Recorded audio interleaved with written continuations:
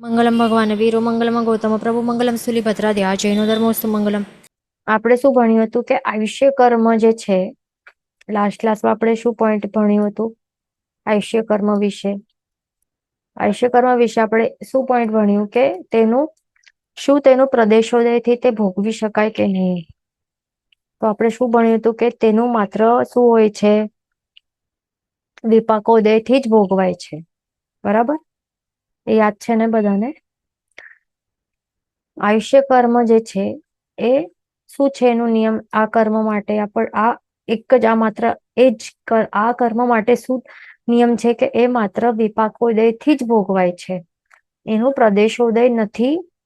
પ્રદેશોદયથી એ ભોગવાતું નથી. રાઈટ? એટલે કે શું, હવે જે આયુષ્ય કર્મ જે છે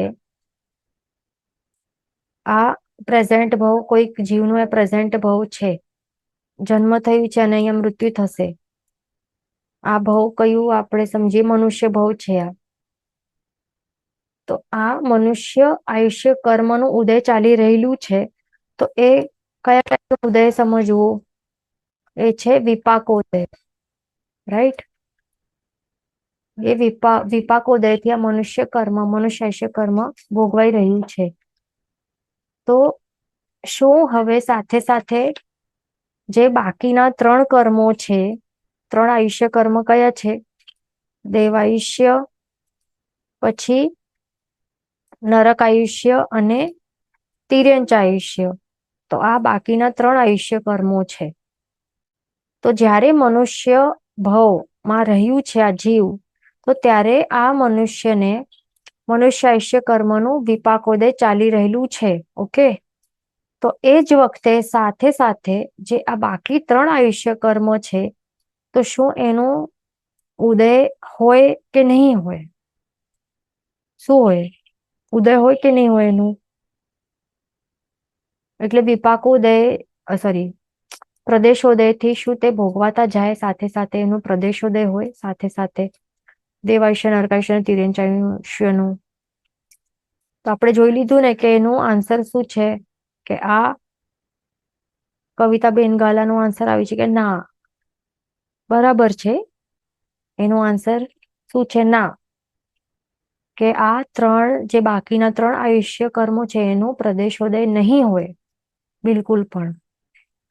તો એ રીઝન શું છે કે જ્યારે હવે મનુષ્ય ભાવ ચાલી રહેલું છે, તો એ વખતે જે આ જીવ છે એના સત્તામાં કયા કયા આયુષ્ય કર્મના, આ 4 માંથી કયા કયા આયુષ્ય કર્મો સત્તામાં રહેલા હોય? તો ઓબ્વિયસલી મનુષ્ય આયુષ્યના જ હોય ને. બાકી 3 તો હોય જ નહીં. અને સમજો કે આ ભાવમાં હવે એના 2 ભાગ થઈ જાય અને ત્રીજા ભાગે જો એ આવતા ભાવનું આયુષ્ય કર્મ નું બંધ જો કરે, ઓકે, આવતા ભાવમાં સમજો કે એ દેવ બનવાનું છે, એટલે દેવાયુષ્ય કર્મ હું અહીંયા બંધ કર્યું છે. અહીંયા એના ત્રીજા ભાગે, ટોટલ આયુષ્યના ત્રીજા ભાગે એને દેવાયુષ્ય કર્મનું એને બંધ કર્યું છે. એટલે હવે સત્તામાં કેટલા આયુષ્ય કર્મો છે? 4 છે? નથી ને, 4 નથી. પહેલા તો મનુષ્ય આયુષ્ય એક જ હતું. હવે આવતા ભાવને દેવાયુષ્યનું બંધ કર્યું છે, તો હવે સત્તામાં આ ટોટલ 2 આયુષ્ય કર્મો રહેલા છે, ખાલી 2 રહેલા છે. તો હવે અહીંયા દેખાય છે કે 2 જ રહેલા છે. એમાં પણ આ દેવ આયુષ્ય કર્મ એ એક્ટિવેટ ક્યારે થશે? તો એમનું એમ પડેલું છે, એનું અબાધા કાળ ચાલશે. રાઈટ? એટલે જ્યાર સુધી આ મનુષ્યનું મૃત્યુ નહીં થશે, અહીંયા આ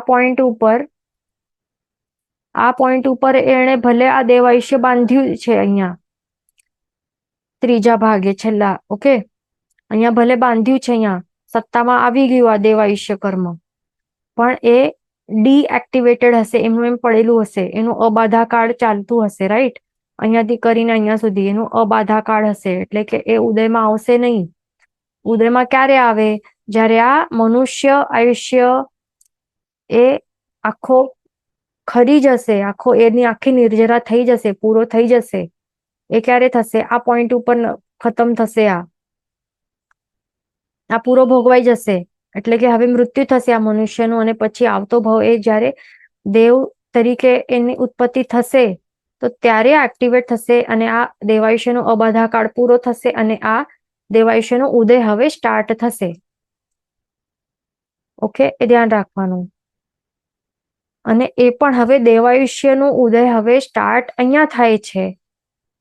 જ્યારે મનુષ્યનું મૃત્યુ થાય છે, આ જીવનું મનુષ્ય ભવનું મનુષ્ય આયુષ્યનું પૂરો થાય છે અને ત્યારે જ આ દેવાયુષ્ય કર્મ જે બાંધ્યું હતું અબાધા કાળમાં રહેલું હતું ડીએક્ટિવેટેડ, તો હવે એક્ટિવેટ થશે, એનું ઉદય સ્ટાર્ટ થશે. પણ ઉદય કેવું હશે?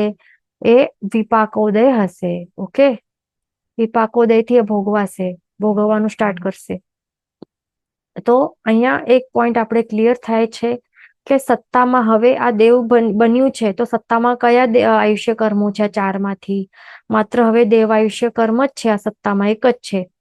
બાકી 3 છે. મનુષ્ય તો ભોગવાઈ ગયું, ખરી ગયું, તો મનુષ્ય પણ નથી, નરકાયુ પણ નથી અને તિર્યંચ આયુષ્ય કર્મ પણ નથી. તો જ્યારે 3 બાકીના એ કર્મો સત્તામાં છે જ નથી, તો પછી એનું એ પ્રદેશોદયથી પણ કેવી રીતે ભોગવી શકશે જીવ? બરાબર ને? છે જ નથી સત્તામાં. અને આ આવતા ભાવ, આ મનુષ્ય ભાવ ચાલી રહેલું હતું અને આ દેવ ભાવ નું આયુષ્ય એને બાંધ્યું છે. સત્તામાં આ 2 હવે રહેલા છે. આ આયુષ્ય કર્મો 2 ટાઈપના રહેલા છે. 2 હોવા છતાં પણ આ મનુષ્ય ભાવ તો ચાલશે ને અહીંયાથી અહીંયા સુધી, જેટલું પણ 80 યર્સનું હશે તો 80 યર્સ સુધી એ તો મનુષ્ય આયુષ્ય જ એનું જ વિપાકોદય હશે. ભલે દેવાયુષ્ય અહીંયા સત્તામાં આવી ગયું છે, આવતા ભાવ માટે બાંધ્યું છે એને, છતાં પણ દેવાયુષ્ય કર્મ એ પ્રદેશોદયથી, એક મિનિટ, દેવાયુષ્ય કર્મ એ એનું પ્રદેશોદય નહીં થાય, પ્રદેશોદયથી નહીં ભોગવાશે. એનું વિપાકોદય ક્યારે થશે? જ્યારે મનુષ્યાયુષ્ય કર્મ પૂરું થશે, મરણ થશે, તો ત્યારે પછી દેવાયુષ્ય કર્મનું વિપાકોદય સ્ટાર્ટ થશે. એટલે ધ્યાન રાખવાનું. તો એનું મિનિંગ શું થાય છે કે ક્યારે પણ આયુષ્ય કર્મનું રૂલ શું છે? આ માત્ર આ એક જ કર્મ, આટલા કર્મો છે ને, ટોટલ કર્મ કેટલી છે? પ્રકૃતિઓ 8 પ્રકૃતિઓ છે, 8 મુખ્ય પ્રકૃતિઓ છે કર્મોની. તો એમાં 8 માંથી જે એક આયુષ્ય કર્મ જ એક આ એવું જ કર્મ, આ એક જ એવું કર્મ છે કે જેનું જે વિપાકોદયથી જ ભોગવાય છે, એનું પ્રદેશોદય નહીં હોય. એ એકદમ યાદ રાખવાનું છે. ક્વેશ્ચન છે કે શું એક ભાવમાં એક જ આયુષ્ય કર્મ બાંધશે? હા, એક જ બાંધશે, કારણ કે મૃત્યુ બાદ આપણા કેટલું એક જ ભાવમાં જશું ને. કોઈક 4 ટાઈપના આયુષ્ય છે, 4 માંથી એક જ આયુષ્ય સ્ટાર્ટ થશે, રાઈટ? એટલા માટે. અને અહીંયા ભાવ ચાલી રહેલું છે, એક ભાવમાં એ માત્ર નેક્સ્ટ આવતા ભાવનું આયુષ્ય જ બાંધશે, એટલે એક વખત જ બંધાય, એક જ વાર, અને એક જ આયુષ્ય કર્મ બંધાય હશે, એ પણ આવતા ભાવનું. પછી આવતો ભાવ અહીંયા સ્ટાર્ટ થાય છે, અહીંયાથી આટલું હશે, તો આવતા ભાવમાં પછી એનાથી નેક્સ્ટ 3જા ભાવમાં જશે, તો એના માટેનું એક વખત જ આયુષ્ય કર્મનું બંધ થશે. એટલે આખા એક ભાવમાં એક જ વખત આયુષ્ય કર્મનું બંધ થાય આવતા ભાવનું. એ ધ્યાન રાખવાનું. એવી રીતે આયુષ્ય કર્મ માટે એ નિયમ યાદ રાખવાનું છે. તો આટલું આપણું આ ટોપિક ક્લિયર થયું કે આયુષ્ય કર્મ નું માત્ર વિપાકોદયથી જ ભોગવાય. તો હવે એવી રીતે ક્વેશ્ચન આવી શકે આપણને કે તો આયુષ્ય કર્મની જેમ બાકી બીજા બધા કર્મો એ વિપાકોદયથી જ ભોગવાય, તો શું એમાં વાંધો આવે? શું એવી રીતે પોસિબલ નથી કે બીજા બધા પણ બાકીના જે ટોટલ 8 કર્મો છે કે 158 કર્મ પ્રકૃતિઓ ટોટલ છે, તો 8 જે છે એમાં આયુષ્ય કર્મની જેમ બાકીના જે 7 કર્મો અથવા તો 158 ટોટલ છે, એની વાત કરીએ, એમાં આની જ વાત કરીએ, તો જે બાકીના જે 7 કર્મો છે, તો એ પણ શું માત્ર વિપાકોદયથી જ ભોગવાય? તો એમાં શું પ્રોબ્લેમ છે? શું એવું પોસિબલ નથી? પ્રદેશોદય શા માટે જરૂરી છે કે નથી થતું, એટલે શું છે એમાં? તો એવી રીતે ક્વેશ્ચન આવી શકે. તો હવે એમાં શાસ્ત્રકાર ભગવંતો શું બતાવે છે કે જો બાકીના જે 7 કર્મો છે ને, તો એ બાકીના જે 7 કર્મો જો એવી રીતે આયુષ્ય કર્મની જેમ જ વિપાકોદયથી જ જો ભોગવાય ને, તો કોઈ પણ જીવનું ક્યારે પણ મોક્ષની અવસ્થાની પ્રાપ્તિ થઈ જ નહીં શકશે, એવું થાય. ઓકે, તો એ કેવી રીતે? કારણ કે આપણે આ બંધ વિચ્છેદનું અહીંયા બંધ વિધિ આપણે ભણી હતી અમુક ક્લાસો પહેલા. તો બંધ વિધિમાં આપણે શું ભણ્યું હતું? બંધ વિધિમાં આપણે અહીંયા શું ભણ્યું હતું કે જે 8મું ગુણસ્થાનક છે, 8મા ગુણસ્થાનકનું જે 6ઠ્ઠો ભાગ છે, અહીંયા દેખાય છે પહેલું, 2nd to 6 એન્ડ અહીંયા 7th, તો એવી રીતે ભાગ છે ને. તો અહીંયા 8મા ગુણસ્થાનકના 6ઠ્ઠા ભાગના અંતે, એટલે કે અંત સુધી, અહીંયાથી કરીને આટલું ટાઈમ પીરિયડ જે છે, એટલે જીવ જ્યારે પહેલા ગુણસ્થાનકથી 8મા ગુણસ્થાનકના 6ઠ્ઠા ભાગ સુધી રહેલું હોય, આટલા ટાઈમ સુધી એ શું કરે છે? પ્રતિ સમયે એ ગતિ પ્રાયોગ્ય કર્મ બાંધે છે. એક સમય, પ્રતિ સમય શું કરે છે? ગતિ પ્રાયોગ્ય કર્મ બાંધે છે. એટલે કે જેવી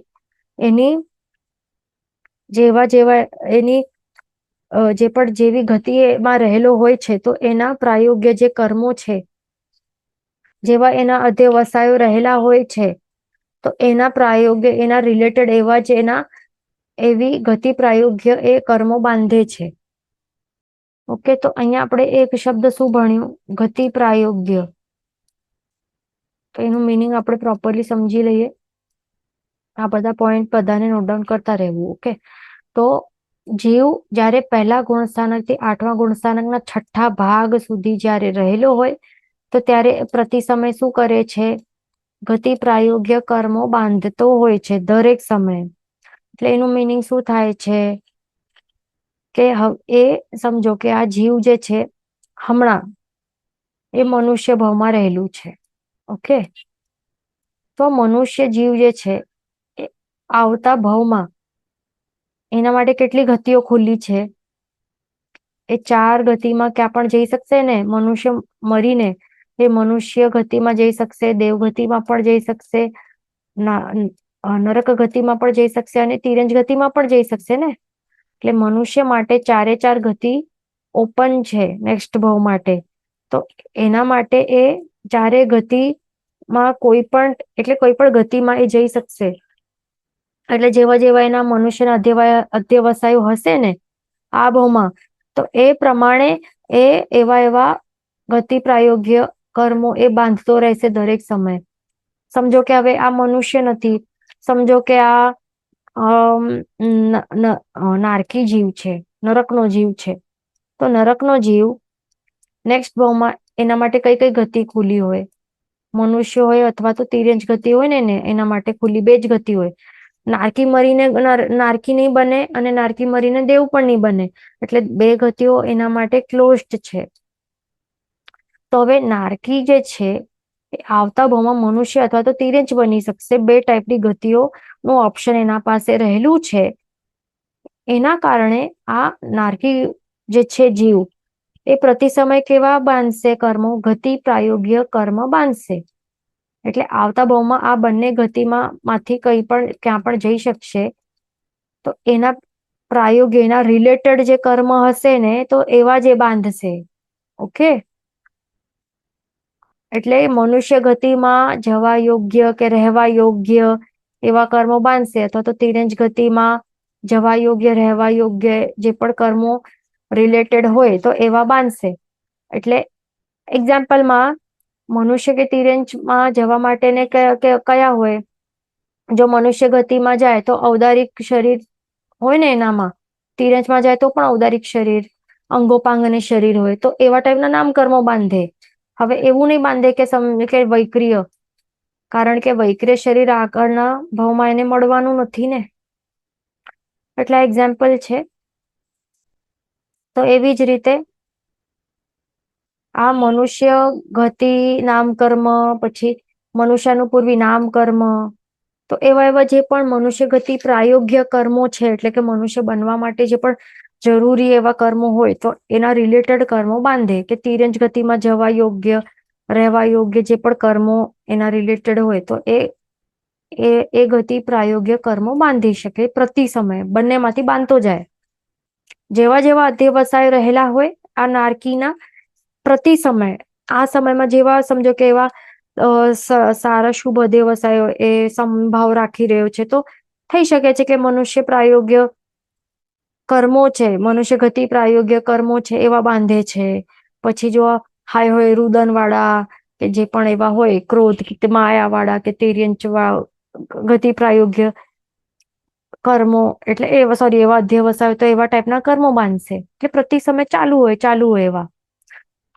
બે એક્ઝામ્પલ સમજાય એવી રીતે દેવ માટે પણ સમજવું, અને કયું છે તિર્યંચ માટે પણ સમજવું, કે જે દેવ પ્રેઝન્ટ ભાવમાં પ્રતિ સમય કેવા બાંધી શકે છે, આવતા ભાવમાં શું બની શકે, મનુષ્ય કે તિર્યંચ બની શકે, તો એના એ ગતિ પ્રાયોગ્ય કર્મો એ પ્રતિ સમય બાંધતો હોય. ઓકે, તો હવે એ તિર્યંચ પણ બની શકે ને, સ્થાવર તિર્યંચ પણ બની શકે, ખ્યાલ છે ને દેવો. પૃથ્વી કાયમાં પણ જઈ શકે છે, વનસ્પતિ કાય પણ બની શકે છે, અપકાય પણ બની શકે છે, તો એમાં શું હોય, સ્થાવર હોય ને, સ્થાવર નામ કર્મ, તો એવું પણ એ બાંધી શકે છે. આ તિર્યંચ ગતિ પ્રાયોગ્ય કર્મો એ બાંધી શકે છે, કે મનુષ્ય ગતિ પ્રાયોગ્ય કર્મો પણ એ બાંધી શકે છે. સમજ્યા ને? એટલે એવી રીતે. અને તિર્યંચો માટે કેટલા ખુલ્લા હોય ગતિઓ, ચારે ચાર ગતિઓ ખુલ્લી હોય, તો તિર્યંચો ચારે ચાર ગતિ પ્રાયોગ્ય કર્મો બાંધી શકે છે, પ્રતિ સમય બાંધતા હોય. ઓકે, આટલું ક્લિયર થઈ ગયું. હવે તો આપણી વાત શું હતી, કે પહેલા ગુણસ્થાનક થી કરીને 8મા ગુણસ્થાનકના 6ઠ્ઠા ભાગ સુધી બધા જીવો શું કરતા હોય છે, કે એ જીવો પ્રતિ સમય ગતિ પ્રાયોગ્ય, યથાયોગ્ય ગતિ પ્રાયોગ્ય કર્મો એ બાંધતા હોય છે દરેક સમય. ઓકે, તો એ આપણે સમજાયું. તો હવે આપણને ખ્યાલ આવી શકે છે કે પ્રતિ સમયે કર્મો આટલા બાંધતા હોય, તો સમજો કે આ એક ભાવમાં, આ પર્ટિક્યુલર એક ભાવ જે ચાલી રહેલું એમાં કેટલા કર્મો બાંધે, એવા અનેક ભાવો થી કરીને અસંખ્ય ભાવ સુધીનું આપણે વિચારણા કરી, તો અસંખ્ય ભાવમાં એમણે કેટલા કર્મો ભેગા કર્યા હશે, એકઠા કર્યા હશે, આત્મા ઉપર કેટલા બાંધ્યા હશે. તો એવી જ રીતે, અને આપણને ખ્યાલ છે એક જ સમયમાં 7 થી 8 કર્મો બાંધે છે ને, સાથે સાથે એક સાથે આટલા, એટલે કર્મના કેટલા જથ્થાઓ આપણે બાંધતા હોઈએ છીએ કન્ટિન્યુઅસલી પ્રતિ સમય, અને એક ભાવમાં તો કેટલા, અને એવા અસંખ્ય ભાવમાં તો કેટલા કર્મો બાંધ્યા હશે. તો આટલા કર્મો એ કોઈ, શું આપણને લાગે છે કે કોઈ એક જ ભાવમાં, કોઈ પણ એક ભાવ એને મળે, સમજો કે આ જીવ કોઈ, હવે મનુષ્ય ભાવ હમણાં એનું ચાલી રહેલું છે. ઓકે, મનુષ્ય ભાવ હમણાં આપણું કેટલું છે, સમજો કે 80 યર્સ જેટલું આપણું મનુષ્ય ભાવ છે. તો આ એક 80 યર્સ ઓફ મનુષ્ય એજ આ ભાવમાં શું આટલા બધા કર્મો વિપાકોદયથી શું ભોગવી શકાય અને નાશ કરી શકાય? એ પોસિબલ જ નથી. કારણ કે એણે ચારે ચાર ગતિ પ્રાયોગ્ય કર્મોએ બાંધી રાખ્યા છે. તો પછી બધા જ કર્મો વિપાકોદયથી શું ભોગવી શકાય? પોસિબલ જ નથી ને. અને વિપાકોદય થાય કોઈ કર્મનું, તો એના માટે શું જરૂરી છે? એના અનુકૂળ દ્રવ્ય, ક્ષેત્ર, કાલ, ભાવ અને ભવ, જે 5 નિમિત્ત આપણે ભણ્યા હતા ને, કે જયારે 5 નિમિત્ત મળે તો કોઈ પણ કર્મનું વિપાકોદય એ પોસિબલ થઈ શકે છે. એ આપણે ભણ્યું હતું ને. દ્રવ્ય, ક્ષેત્ર, કાલ, ભાવ અને ભવ અનુકૂળ હોય તો એવા એવા કર્મોનું વિપાકોદય થઈ શકે છે, નહીં તો એ નહીં થાય. એવી રીતે આપણે ભણ્યું હતું. બરાબર. એટલે કે સમજો કે હવે મનુષ્ય જે છે એ જો એને જો દેવગતિ પ્રાયોગ્ય કર્મોનું એ બંધ કર્યું છે, તો પછી એને વિપાકોદયથી જો ભોગવવું જો પડે, એટલે જો એને વિપાકોદયથી જો ભોગવીને નાશ કરવું હોય દેવગતિ નામ કર્મ, તો એને પછી શું બનવું પડશે? દેવ બનવું પડશે ને એ જ ભાવમાં. મનુષ્ય દેવ કેવી રીતે બની શકશે? એ જ ભાવમાં. અને વૈક્રિય શરીર કેવી રીતે મળી શકશે? એ જ ભાવમાં. બરાબર ને? એટલે એ જ આ એક જ ભાવમાં જે આટલા વિવિધ અલગ અલગ અલગ અલગ કર્મો એને બાંધ્યા છે, તો શું બધા કર્મોનું વિપાકોદય થવું શક્ય છે? વિપાકોદયથી ભોગવવું શક્ય છે? ના. એને પછી એટલે એ પોસિબલ નથી મેન. તો આટલા સમૂહમાં એ ભેગા કરતો જાય છે. મેન તો કેટલા જથ્થામાં સમૂહમાં ભેગા કરતો જાય છે, અને એક જ સમયમાં બધા ઉદયમાં આટલા આવતા હોય તો દરેક વિપાકોદયથી ભોગવવું અશક્ય છે. અને જો વિપાકોદયથી ભોગવતો જાય તો પછીનો મોક્ષ થાય જ નહીં ને પછી ક્યારે પણ. કારણ કે એનું ક્ષય ઓછું છે અને ઇન્કમ વધારે છે, બંધ વધારે છે. બંધ કેટલા જથ્થાનું બંધ છે, પણ ક્ષય પછી વિપાકોદયથી કરે તો એક જ કર્મનું વિપાકોદય થાય. બાકી બધા કર્મોનું શું થાય? એટલા એવી રીતે હોય છે. જો મનુષ્ય ગતિમાં જાય તો પછી મનુષ્ય ગતિને યોગ્ય કર્મ ભોગવી શકશે ને વિપાકોદયથી. જો નરક ગતિમાં જશે તો જે પણ નરક ગતિ પ્રાયોગ્ય કર્મો એ બાંધ્યા હતા, તો ત્યારે એ વિપાકોદયથી ભોગવી શકાશે. બરાબર. એટલે બીજી કોઈ ગતિમાં એ જાય તિર્યંચ મનુષ્ય કે દેવમાં, તો પછી એ નરક ગતિ પ્રાયોગ્ય જે કર્મો છે એનું વિપાકોદયથી ભોગવી જ નહીં શકશે ને. આટલા બધા દુઃખ કષ્ટ એ બધા આવવા જરૂરી છે ને, એને આવું બેડોળ શરીર મળવું આવું જરૂરી છે, વૈક્રિય શરીર હોવું જરૂરી છે. શું હોય એમાં? તો એ બધું વસ્તુઓ એને પછી ભોગવી નહીં શકશે વિપાકોદયથી અન્ય ગતિમાં. એ પર્ટિક્યુલર નરક ગતિમાં જ ભોગવી શકશે વિપાકોદયથી. તો એવી રીતે પર્ટિક્યુલર એને મળવું જોઈએ તો જ ભોગવી શકશે, એવું હોય. એ ધ્યાન રાખવાનું. એટલા માટે હવે એ ખ્યાલ આવે છે આપણને કે પ્રતિ સમય આટલા બધા નવા નવા કર્મોનું બંધે ચાલુ છે, અને એ કર્મો પછી જે એ જે યોગ્ય જે પણ એ કર્મો બાંધ્યા હોય તો એ ભાવને યોગ્ય બાંધતો હોય ને એ પછી એ ભાવમાં જાય તો જ પછી ભોગવાય વિપાકોદયથી. તો પછી કર્મનો અંત ક્યારે આવશે જ નહીં અને ક્યારે એને મોક્ષની અવસ્થાની પ્રાપ્તિ થઈ જ નહીં શકશે. તો એવી રીતે હોય છે. જો એ વિપાકોદયથી જ કમ્પલસરી, જો જેમ આયુષ્ય કર્મનું હતું ને, આપણે શું જોયું કે નિયમ વિપાકોદયથી જ ભોગવાય. જો બાકીના 7 કર્મો માટે એવું નિયમ હોત ને, જો કે વિપાકોદયથી જ ભોગવાશે, તો પછી જીવનું ક્યારે પણ મોક્ષ પ્રાપ્ત થશે જ નહીં. જીવને ભટકતું રહેશે અને અનંતકાળ સુધી ભટકતું રહેશે. આ એક્ઝામ્પલથી આપણે સમજ્યા. બીજો આપણે હજી એક એક્ઝામ્પલથી આ પોઈન્ટ સમજવા પ્રયત્ન કરશું કે જે હવે પહેલાથી 8મા ગુણસાનકના 6ઠ્ઠા ભાગ સુધી હવે જીવ અલગ અલગ ગતિ નામ કર્મ, એ સમજો કે દેવગતિનું આપણે એક્ઝામ્પલ લઈએ. દેવગતિ પ્રાયોગ્ય એને કર્મો બાંધ્યા છે, તો એમાં દેવાનું પૂર્વી નામ કર્મ પણ આવી જાય એક, રાઈટ? તો દેવાનું પૂર્વી નામ કર્મ છે એ પણ એમણે બાંધ્યું હશે. એટલે જ્યારે પહેલાથી 8મા ગુણસારના 6ઠ્ઠા ભાગમાં એણે જ્યારે પણ દેવ ગતિ પ્રાયોગ્ય બંધ કર્યો હશે ને એવા અધ્યવસાયોના કારણે, તો એટલી વખત એણે દેવગતિ ના રિલેટેડ જે પણ હોય દેવાનું પૂર્વી નામ કર્મનું પણ એણે બંધ કર્યું હશે. અને જ્યારે પણ હવે આ કર્મ બાંધ્યું હશે તો એ કેટલી સ્થિતિ હોય,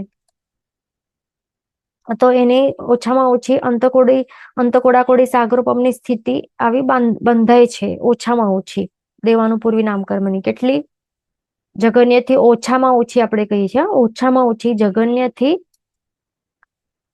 અંતઃ કોડાકોડી સાગરોપમ.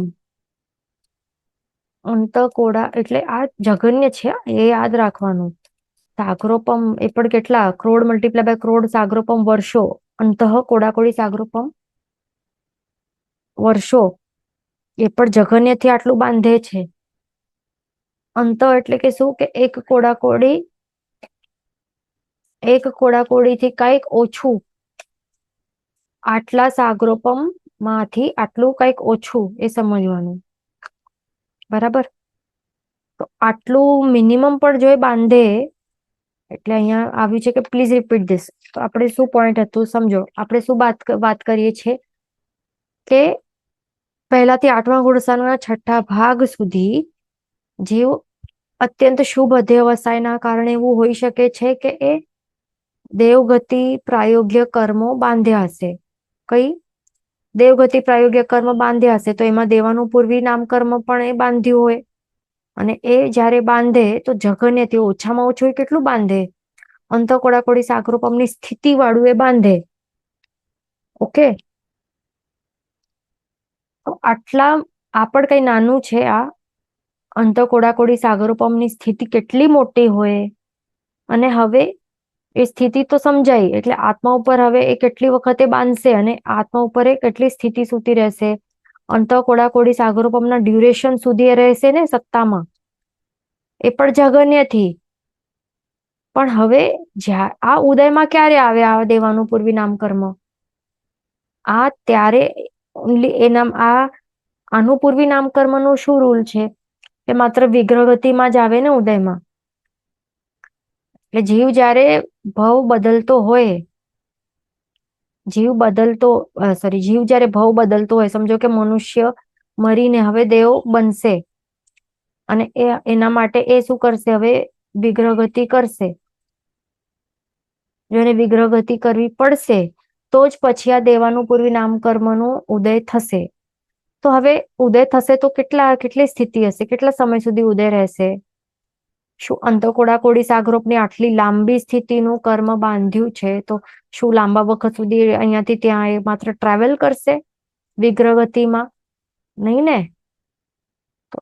કેટલા સમય? એને માત્ર સમય લાગે, એ પણ કેટલા 3 થી 4 સમય, માત્ર આટલું જ સમય લાગશે એને વિપાકોદય માટે. બરાબર. એટલે કે અહીંયા ભાવ બદલે છે, મનુષ્ય મરીને દેવ બનશે, અહીંયાથી ત્યાં જવા માટે વિગ્રહગતિ કરવી પડશે, તો જ પછી આ દેવાનું પૂર્વી નામ કર્મનું વિપાકોદય સ્ટાર્ટ થશે. અને વિપાકોદય માટે એને કેટલા ટાઈમ લાગશે? 3 થી 4 સમય. That's it. મેક્સિમમ, માત્ર મેક્સિમમ આટલા સમય સુધી એનું વિપાકોદય હશે. તો એવી રીતે તો દરેક કર્મો જો વિપાકોદયથી જ જો ભોગવાનું નિયમ હોય, તો પછી આ આટલી લાંબી આનું પૂર્વી જે અંતકોડાકોડી સાગરોપમની સ્થિતિ વાળી આટલી લાંબી દેવાનું પૂર્વી નામ કર્મની જે સ્થિતિ આટલી બાંધી છે, તો એનો અંત ક્યારે થશે? એ વિપાકોદયથી ભોગવીને ક્યારે અંત કરશે? 3-4 સમયનું જ વિપાકોદય થશે, તો એને કેટલી વખત દેવ બનવું પડશે? કેટલી વખત વિગ્રહગતિ કરતા કેટલી વખત કરવું પડશે દેવગતિમાં? તો ત્યારે જ પછી માત્ર 3 થી 4 સમય માટે દેવાનું પૂર્વી નું વિપાકોદય થઈ શકશે આ નામકર્મનું, અને ત્યારે પછી આ ભોગવાશે. અને એવી રીતે થાય તો પછી મોક્ષ તો રહી જ ગયો, નહીં તો ક્યારે પછી મોક્ષ તો મળે જ નહીં ને પછી. તો એટલા જ માટે એવું છે કે આયુષ્ય કર્મ જે છે એના માટે જ આ છે કે માત્ર વિપાકોદયથી ભોગવાય. પણ બાકીના 7 કર્મો છે ને બીજા, એ કઈ વિપાકોદયથી નહીં ભોગવાય, એના પ્રદેશોદયથી ભોગવાય છે. તો જ એ ભોગવાઈને ખતમ થતા જશે, એની નિર્જરા થતા ક્ષય થતા જશે, નિર્જરા થતા જશે એનું, અને તો પછી મોક્ષ થઈ શકશે કઈ જીવનું. ઓકે, એટલે આ ધ્યાન રાખવાનું. હવે નેક્સ્ટ પોઈન્ટ આપણે વાત કરીએ. અહીંયા ક્વેશ્ચન છે કે ઓનલી નેક્સ્ટ ભાવનો ગતિ પ્રાયોગ્ય બાંધે કે આગળના બીજા અનેક ભાવના પણ ગતિ પ્રાયોગ્ય કર્મ બાંધે? તો હવે સમજો કે અહીંયા મનુષ્યનો જીવ છે, આ હમણાં મનુષ્ય તરીકે રહેલું છે આ જીવ, તો એના માટે 4 ગતિના ઓપ્શન્સ ખુલ્લા છે નેક્સ્ટ ભાવ માટે. અને પ્રતિ સમય આ એ અલગ અલગ અધ્યવસાય કરતો હોય છે અને એના કારણે પ્રતિ સમય એ અલગ અલગ ગતિ પ્રાયોગ્ય કર્મો એ બાંધતો જાય. એટલે જેવું અધ્યવસાય હશે તો એવા ટાઈપની ગતિ પ્રાયોગ્ય કર્મે બાંધશે. એટલે કોઈ પણ 4 માંથી કોઈ પણ દેવગતિ નામકર્મ બાંધ્યું, પછી બીજા સમય નરગતિ નામકર્મ બાંધી શકે છે, ત્રીજા સમય સમજો કે તિર્યંચ ગતિ નામકર્મ બાંધી શકશે, 5મા સમય નરક ગતિ કે મનુષ્ય ગતિ કે દેવગતિ કાંઈ પણ એ કન્ટિન્યુ ચાલુ હોય દરેક સમયમાં. 4 ગતિમાંથી કોઈ પણ ગતિ નામકર્મ એ કન્ટિન્યુઅસ બાંધતો જ રહે છે. ઓકે, પણ એ નેક્સ્ટ ભાવમાં પછી કયું ઉદયમાં આવશે? જેવું આયુષ્ય કર્મ બાંધશે ને એ સેમ ભાવમાં, તો એના જ અનુરૂપે એના જ પ્રાયોગ્ય એ ગતિ નામ કર્મનું ઉદય સ્ટાર્ટ થશે. એ પણ કયો? વિપાકોદય સ્ટાર્ટ થશે. ઓકે, બાકીનું શું હોય? પ્રદેશોદય થી ભોગવાશે. ઓકે, તો આ મનુષ્ય માટે આપણે સમજ્યું. એવી જ રીતે બાકીના 3 ગતિવાળા માટે સમજવાનું આપણને. અહીંયા ક્વેશ્ચન છે, ગતિ પ્રાયોગ્ય કર્મમાં જીવ ઓટોમેટિક એવું જ જીવન જીવે, બરાબર? એટલે હવે જીવ કેવા ટાઈપનું કર્મ બાંધી રહ્યો છે, ઓટોમેટિકલી આ ભાવમાં એવું જ જીવન જીવે એ નથી. એ બધું હમણાં આપણે સમજો કે મનુષ્ય છીએ અને આપણા સમજો કે અધ્યવસાય ના કારણે આપણે નરક ગતિ નામ કર્મ આપણે બાંધ્યું હમણાં આ જ સમયમાં. તો એનું એ મિનિંગ નથી કે આપણે હમણાં એવું જ જીવન જીવશું નરક નારકી જેવું, એવું નથી. હમણાં આપણે મનુષ્ય છીએ તો મનુષ્ય અનુરૂપ જીવન જીવશું. એટલે પણ અધ્યવસાયો કેવા છે? ક્લિષ્ટ અધ્યવસાયો છે, અનંતાનુબંધી કષાયો છે. કેવા કષાયો આપણે ચાલુ છે આપણા ઉદયમાં? કેવા ટાઈપના અધ્યવસાય આપણે ભાવી રહ્યા છે, એના અનુરૂપે આપણે ગતિ પ્રાયોગ્ય કર્મોનું બંધ કરશું. ઓકે, એ ધ્યાન રાખવાનું. તો હવે આગળ આપણે નેક્સ્ટ પોઈન્ટ ઉપર ચાલશું. હવે જે અહીંયા આપણે આ ભણ્યું હતું, આ 27 કર્મો અમુક ક્લાસ પહેલા, આ કયા કર્મો છે? અનાદિ મિથ્યા દૃષ્ટિ જીવને ધ્રુવોદય કર્મ પ્રકૃતિઓ. આ શું છે? સમજો કોઈ જીવ અનાદિકાળથી મિથ્યા દૃષ્ટિ પણ જ રહેલું છે, પહેલા ગુણ સ્થાનકે જ બેઠેલો છે, એનાથી ઉપર બિલકુલ પણ એનું વિકાસ થયું જ નથી. એટલે કે મિથ્યા ભાવમાંથી બહાર આવી જ શક્યો નથી. સંકેતની પ્રાપ્તિ કે સ્પર્શના એક વખત પણ થઈ જ નથી આજ સુધી, ક્યારે પણ. તો એવા જીવને ધ્રુવોદય એટલે કે શું? કન્ટિન્યુઅસલી ઉદયમાં રહેલા, કન્ટિન્યુઅસલી કોન્સ્ટન્ટલી ઉદયમાં. એ પણ કયો ઉદય સમજવું? પ્રદેશોદય કે વિપાકોદય? તો વિપાકોદય. તો ધ્રુવોદય એટલે કે કોન્સ્ટન્ટલી કન્ટિન્યુઅસ એનું વિપાકોદય ચાલુ જ રહેલું હોય એવી કઈ કઈ પ્રકૃતિઓ છે, તો તે અહીંયા આપણને દેખાય છે.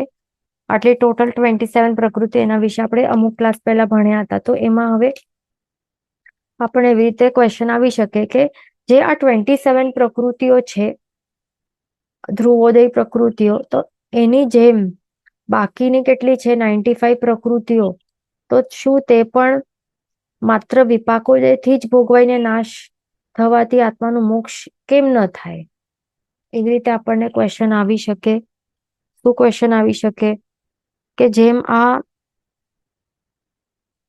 જે 27 પ્રકૃતિઓ છે ને, તો આ અનાદિ મિથ્યા દૃષ્ટિ જીવને એ કન્ટિન્યુઅસલી વિપાકોદય એનું ચાલુ જ હોય, વિપાકોદય કન્ટિન્યુઅસ ચાલુ હોય આ 27 પ્રકૃતિઓનો. તો બાકીની જે 95 પ્રકૃતિઓ છે, તો એમનું પણ વિપાકોદય થઈ શકે કે નહીં? વિપાકોદયથી શું તેનું પણ એ પણ ભોગવાઈ જાય અને પછી આત્માનું મોક્ષ થાય કે નહીં થાય? પોસિબલ છે કે નહીં? તો એવી રીતે ક્વેશ્ચન આવી શકે. તો હવે અહીંયા આપણને સમજવાનું છે કે આ જે ધ્રુવોદય અહીંયા પ્રકૃતિઓ જે દેખાય છે 27, આ બધા. તો હવે આ બધાનું નામ હમણાં આપણે આ બધાને શું કરવાનું છે, જોવાનું છે. આ નામો જોઈને આપને વિચારવાનું છે કે શું એમાં કોઈ પરસ્પર વિરોધી કર્મો છે કે નહીં એકબીજાના. જ્ઞાનાવર્ણ્યાદિ 5માં પરસ્પર વિરોધી કર્મો છે. દર્શનાવર્ણ્ય 4 છે. દર્શનાવર્ણ્ય 4માં કયા લેવાના છે? 5 નિદ્રાઓ નથી લેવાની, બાકીના જે 4 છે કયા છે? ચક્ષુ, અચક્ષુ, અવધિ અને કેવલ દર્શનાવર્ણ્ય કર્મ. આ 4. અંતરાય 5 મિથ્યાત્વ મોહનીય કર્મ, નિર્માણ નામ કર્મ. આ જે દેખાય છે આ બધા માંથી શું કોઈ પણ પરસ્પર વિરોધી કર્મો છે, પ્રકૃતિઓ છે કે નથી? આ બધામાં દેખાય છે એક પણ છે તો પરસ્પર વિરોધી પ્રકૃતિઓ છે એમાં એક પણ. આ 27 પ્રકૃતિઓમાંથી શું એક પણ પરસ્પર વિરોધી પ્રકૃતિ છે કે નહીં? અહીંયા કોઈ આન્સર આવ્યું છે કે સ્થિર, અસ્થિર અને શુભ અશુભ. તો આ જે છે તો અહીંયા આ પરસ્પર વિરોધી પ્રકૃતિઓ છે કે નહીં? એકબીજાની સ્થિર, અસ્થિરનું પરસ્પર વિરોધી છે અને શુભ અશુભ એકબીજાનું પરસ્પર વિરોધી છે કે નથી? હજી એક આવ્યું છે 2. તો અહીંયા ધ્યાન રાખવું, આપણું મિસ્ટેક થાય છે. આ પરસ્પર વિરોધી પ્રકૃતિઓ નથી. પરસ્પર વિરોધી ક્યારે કહેવાય કોઈ પણ પ્રકૃતિનું? એનું મિનિંગ શું છે? ખાલી આપણને શુભ અશુભ એવી રીતે નામથી નહીં વિચારવું. અહીંયા હજી એક આન્સર આવે છે ચક્ષુ અચક્ષુ, તો એ પણ મિસ્ટેક થાય છે. હવે પરસ્પર વિરોધીનું મિનિંગ શું છે? ખાલી નામ ઉપરથી આપણને નહીં વિચારવું કે સ્થિર અને અસ્થિર એટલે કે ઓપોઝિટ છે, કે શુભ અશુભ ઓપોઝિટ છે, કે ચક્ષુ અચક્ષુ નામથી ઓપોઝિટ લાગે છે, એ નથી. કેવી રીતે વિચારવાનું પરસ્પર વિરોધી છે કે નહીં? તો એના વિપાક યાદ કરવાના. આપણે આ અમુક ક્લાસ પહેલા આપણે આ વાત ડિસ્કસ કરી હતી, જ્યારે પરસ્પર વિરોધીનું આપણે વાત કર્યા હતા ત્યારે, કે વિપાકનું વિચારવું આપણે. ફળ કેવા આપે છે? તો કેવા ફળ આપશે? એમના શું ઓપોઝિટ ફળ આપે છે? જેમ એક્ઝામ્પલ શાતાવેદનીય છે અને અશાતાવેદનીય છે. ઓકે, તો એ બંને એકબીજાના પરસ્પર વિરોધી પ્રકૃતિ કહેવાય છે આ બંને. તો શા માટે? કારણ કે શાતાવેદનીયનું એનું ફળ શું છે? વિપાક શું છે? સુખ આપવાનું. એટલે એનું સુખ છે એનું ફળ, એનું વિપાક છે સુખ આપવું. અને અશાતાનું વિપાક શું છે? દુઃખ આપવાનું. તો એ બંનેના વિપાક જોવાના. બંનેના વિપાક ઓપોઝિટ છે ને, બરાબર? બંનેના વિપાક ઓપોઝિટ છે અને બંને શું સાથે ભોગવાય કે નહીં, આ 2 પોઈન્ટ જોવાના. એક તો વિપાક વિચારવું કે વિપાક શું છે, અને બીજું શું જોવાનું કે બંને સાથે ભોગવી શકાય કે નહીં, એ બંને પોઈન્ટ વિચારવા. સાથે ભોગવી શકાય કે નહીં બંને વિપાકો. તો સુખ અને દુઃખ એક સાથે ભોગવી શકાય નહીં. એક સમયમાં સુખ જ ભોગવાય અને એ સેમ સમયમાં દુઃખ નહીં ભોગવી શકાય. એનું ફળ એટલે કે એ ફિલિંગ નહીં થાય. સુખ હોય તો સુખ જ હોય, અનુભૂતિ એની જ હોય. દુઃખ હોય તો દુઃખની જ અનુભૂતિ હોય. તો એવી રીતે વિચારવું. તો એટલા માટે સુખ, શાતા અને અશાતા વેદનીય કર્મ બંને પરસ્પર વિરોધી કહેવાય છે, કારણ કે એના વિપાક બંને ઓપોઝિટ છે અને એક સાથે નહીં ભોગવી શકાય. પણ હવે એવી રીતે આપણે વિચારીએ, સ્થિર અસ્થિર નામકર્મનું વિચારીએ, તો એના વિપાક પહેલા વિચારવું. ફર્સ્ટ પોઈન્ટ શું? વિપાક વિચારવું. વિપાક શું છે? સ્થિર નામકર્મ એટલે કે વિપાક છે એ સ્થિર અવ્યયો આપે. જેમ કે દાંત છે, સ્થિર અવ્યય આપે છે. અને અસ્થિર નામકર્મનું વિપાકોદય શું છે? એ અસ્થિર અવ્યયો આપે છે, એટલે કે જીભ. તો હવે આપણા બધા પાસે દાંત પણ છે અને જીભ પણ છે, બંને એક સાથે રહેલી છે ને. એવું નથી ને કે દાંત જેને હોય ને જીભ નહીં હોય, અને જેને જીભ હોય ને દાંત નહીં હોય, એવું નથી ને. આપણને આ બંનેનું વિપાક એક સાથે આપણે ભોગવી રહ્યા છે બધા, રાઈટ? એટલે આ પરસ્પર વિરોધી નથી. આ એક સાથે ભોગવી શકાય છે, એટલે પરસ્પર વિરોધી નથી પ્રકૃતિઓ. ઓકે, શુભ અને અશુભ જે આ બંને નામકર્મો છે એના વિપાક વિચારવા. શુભ નામકર્મ એટલે નાભીથી ઉપરના અવયવ શુભ આપે, અને અશુભ નામકર્મ જે નાભીથી નીચેના ભાગો છે અવયવ આપે છે જે અશુભ ગણાય છે. તો શું એવું છે? આ બંનેના વિપાક આપણે સમજ્યા, તો શું એક સાથે ભોગવી શકાય છે કે નથી ભોગવી શકાતા? તો એવું શું એવી રીતે છે કે જેને પણ નાભીના ઉપરના અવયવો મળ્યા છે એને નાભીના નીચેના અવયવો મળ્યા જ નથી, કે જેને નાભીના નીચેના અવયવો મળ્યા છે અને ઉપરના નાભીનીથી ઉપરના અવયવો મળ્યા જ નથી, એવું નથી ને?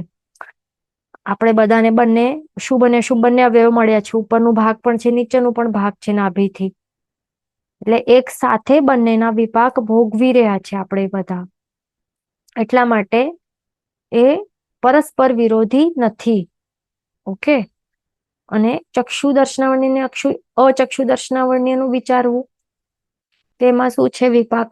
જે ચક્ષુ દર્શનાવર્ણ્ય છે તો એ ચક્ષુ આંખો છે, ચક્ષુરેન્દ્રિય દ્વારા એ જોઈ નહીં શકે, પદાર્થોનો જે સામાન્ય બોધ એ કરી નહીં શકે સામાન્યથી.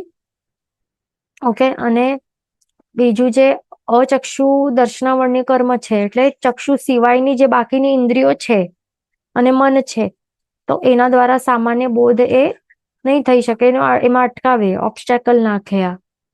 તો એવું છે. તો એ બંનેનું વિપાક અલગ છે. ઓકે. એટલે જે પણ જીવને સમજો કે ચશ્મા હોય એને ચક્ષુ દર્શનાવર્ણ્ય કર્મનો ઉદય સમજવું, રાઈટ? અને સાથે સાથે એ પણ હોઈ શકે કે એ સામાન્ય બોધ એને પ્રાપ્ત નહીં થઈ શકે નાક દ્વારા કે ટેસ્ટ દ્વારા, એટલે બીજી ઇન્દ્રિયો દ્વારા. એટલે એક સાથે એમના એમાં મેન તો શું છે, એમાં અનલિમિટેડ જે દર્શનની શક્તિ નથી, અનંત દર્શન ગુણ એનું પ્રગટ થયેલું નથી, લિમિટેડ જ ઉઘાડ છે. એટલે મેન શું છે, વિપાક એને સાથે ભોગવાતા હોય છે, એક સાથે ભોગવી શકાય છે વિપાક. એટલા માટે ચક્ષુ એ બંને પરસ્પર વિરોધી નથી. બરાબર? ભલે આંખ એમને હોય અને એ પણ કેવી હોય, ચશ્મા વગરની આંખ હોય આપણા પાસે, છતાં પણ આપણને શું 14 રજલોકનું દર્શન, બધા દ્રવ્યોનું સામાન્ય બોધ નથી થઈ શકતું ને. જેમ કેવલ દર્શન, અનંત કેવલ દર્શન ગુણ પ્રગટ થાય તો ત્યારે થાય, તો એટલું તો આંખ વાળા વ્યક્તિને પણ થઈ નથી શકતું. એટલે લિમિટેડ છે ઉઘાડ, રાઈટ? એનું પણ વિપાક બધા, એટલે કે ચક્ષુ અને અચક્ષુ દર્શનાવર્ણ્ય બંનેનું વિપાક એક સાથે જીવ ભોગવતો હોય છે. એટલા માટે ચક્ષુ એ બંને પરસ્પર વિરોધી પ્રકૃતિઓ નથી. એટલે મેઇન પોઈન્ટ આપણે શું જોયા, બધા એની વિચારણા કરી, બધા આપણે ચેક કર્યા આ 27 પ્રકૃતિઓ. તો 27 માંથી કોઈ પણ પ્રકૃતિ પરસ્પર વિરોધી નથી એકબીજાની. ઓકે. એક સાથે ઉદયમાં એ હોઈ શકે છે. ધ્રુવોદય એટલા માટે એમને કહેવાય છે. ધ્રુવોદય એટલે કે કોન્સ્ટન્ટલી, ધ્રુવ તારો કોન્સ્ટન્ટલી રહેલું એક જ જગ્યાએ, એવી રીતે કોન્સ્ટન્ટલી ઉદયમાં, વિપાકોદયથી ઉદયમાં જે રહેનારી પ્રકૃતિઓ આ બધી એક સાથે રહે છે ઉદયમાં, વિપાકોદયથી ભોગવાતી હોય છે. પ્રદેશોદય પણ નહીં, પણ વિપાકોદયથી બધી એક સાથે ભોગવાતી હોય છે. અનાદિ મિથ્યા દૃષ્ટિ જીવને 27 પ્રકૃતિઓ, એ ધ્યાન રાખવાનું. ઓકે. તો આપણે શું વાત હતી કે આ બધી જે પ્રકૃતિઓ છે આ 27 માંથી કોઈ પણ પરસ્પર વિરોધી પ્રકૃતિ નથી. એટલા જ માટે એ બધી એક સાથે વિપાકોદયથી ભોગવી શકાય છે. બધાના ફળ એક સાથે મળે છે જીવને. ઓકે. પણ જે બાકીની જે 95 પ્રકૃતિઓ છે ને, તો એ કેવી છે, પરસ્પર વિરોધી છે. તો એ આપણે ટેબલ જોઈ લઈએ. એ પણ આપણે ભણ્યું હતું. તો આ પરસ્પર વિરોધી કર્મ પ્રકૃતિઓ જે અહીંયા દેખાય છે, તો એ એમના જે વિપાક છે પરસ્પર વિરોધી છે. એટલા માટે તે એક સાથે વિપાકોદયથી ભોગવી શકાય નહીં. જેમ આપણે શાતાનું આપણે જેમ જોયું તેવી રીતે. ઓકે. જેમ કે અંગોપાંગ છે, તો કોઈક એકનો અંગોપાંગનું વિપાકોદય ચાલુ હોય તો બાકી 2 અંગોપાંગ છે એના વિપાકોદયથી ભોગવી જ નહીં શકાય ને. ઔદારિક વાળું અંગોપાંગ હોય તો એક સાથે બીજા કેવી રીતે અંકોપાંગોનું વિપાક ઉદયથી ભોગવી શકશે? એક સંગઠન હોય, સોરી, એક સંસ્થાન હોય કે એક સંગઠન હોય કે એક વિહાયુ ગતિ કે એક અનુપૂર્વી, કાંઈ પણ એક જે વિપાકોદય હોય તો બાકીની જે બીજા છે તો એનું એ વિપાકોદયથી ભોગવી નહીં શકાય ને. દરેક માટે એવી જ રીતે સમજવું, એક સાથે એ વિપાકોદયથી ભોગવી જ નહીં શકાય. એક જ કોઈક એક નું વિપાકોદય ચાલી રહેલું હોય, ઓકે, તો એટલા માટે સમજો કે આપણે ગતિ નામકર્મનું પણ આપણે ભણ્યું કે એક સમજો કે દેવગતિ નામકર્મનું વિપાકોદય ચાલી રહેલું હોય તો બાકીની જે મનુષ્ય, તિર્યંચ અને નરક ગતિ નામકર્મ એ વિપાકોદયથી એક સાથે એ જ સેમ ભાવમાં કેવી રીતે ભોગવી શકાય? નહીં ભોગવી શકાય. ઓકે, અને જે પણ એવી રીતે આ બાકીની પ્રકૃતિઓને એક સાથે એ વિપાકોદય થઈ નહીં શકે, એ ધ્યાન રાખવાનું. તો પછી સમજો કે હવે એક સાથે ભોગવી જ નહીં શકાય વિપાકોદયથી, એકની બાદ એક જ જો વિપાકોદયથી જ ભોગવવામાં આવે તો પછી આ કર્મોનો અંત ક્યારે થઈ શકશે? આટલા બધા કર્મો જે આપણે બાંધીને બેઠા છીએ તો માત્ર વિપાકોદયથી જ જો આ ભોગવવા જરૂરી જો હોય, જેમ અહીંયા આપણે આ જોયું, આ બધી જે પ્રકૃતિઓ છે એ કમ્પલસરી કેવી રીતે છે? ધ્રુવોદય કર્મ પ્રકૃતિઓ છે આ 27. તો આ 27 આ બધાનું વિપાકોદયથી જ એ વિપાકોદય એક સાથે ચાલુ હોય તો બાકીની જે 95 છે એમનું પણ જો વિપાકોદયથી જ જો ભોગવવી પડે, અને એ પણ કેવા પરસ્પર વિરોધી છે. એકનું જયારે વિપાકોદય હોય તો બાકી ત્રણનું કે બાકીની જે હોય, એકનું હોય તો એમાં બાકીને 5, એક હોય તો બાકીના 5, એવી રીતે એમનું વિપાકોદય થઈ નહીં શકે એક સાથે. તો પછી એ બધા બાંધીને બેઠા છીએ તો એમને જો ભોગવીને ખતમ કરવું હોય, નાશ કરવું હોય તો પછી ક્યારે થઈ શકે? પછી જીવનું પછી મોક્ષ થઈ જ નહીં શકાય ને, અંત તો આવી જ નહીં શકે. તો એવી રીતે હોય એટલે એક જયારે એકનો વિપાકોદય હોય તો બાકીની જે પરસ્પર વિરોધી જ હોય તો એમનું શું હોય? પ્રદેશોદયથી ભોગવાતા જાય સાથે સાથે. એવી રીતે હોય છે. આ ધ્યાન રાખવાનું, આ પોઈન્ટ. ઓકે, પછી નેક્સ્ટ પોઈન્ટ જે છે આગળનું તો એ આપણે નેક્સ્ટ ક્લાસમાં આપણે ડિસ્કશન કરશું. ઓકે, જીન વચન વિરુદ્ધ બોલાય તો મિચ્છામિ દુક્કડમ સર્વમંગલ માંગલ્યમ સર્વકલ્યાણ કારણમ પ્રધાનમ સર્વધર્માણામ જન્મ જયતિ શાસનમ પ્રણમ.